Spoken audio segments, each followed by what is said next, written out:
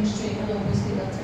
তো আমাদের আজকে যে আলোচনা সভা মূলত যেটা আমরা সচেতনতামূলক সভা বলছি, এটার মূল উদ্দেশ্য হচ্ছে হাতি, যদিও বলা হচ্ছে হাতি এবং মানুষের দ্বন্দ্ব, কিন্তু আমরা চাই দ্বন্দ্বটা না থাকুক, আমরা সহ অবস্থানে থাকি।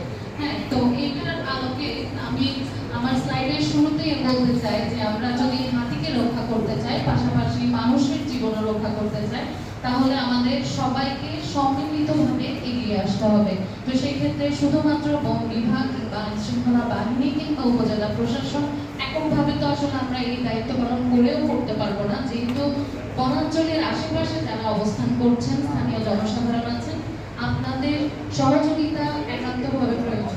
তো সেক্ষেত্রে আমরা চাই সম্মিলিত প্রচেষ্টা। তো এই আলোচনা সভায় আসলে আমাদেরকে যদি জানতে হয় হাতি সম্পর্কে, হাতিটা আমরা জানি যে এই এলাকায় যারা আছেন সবাই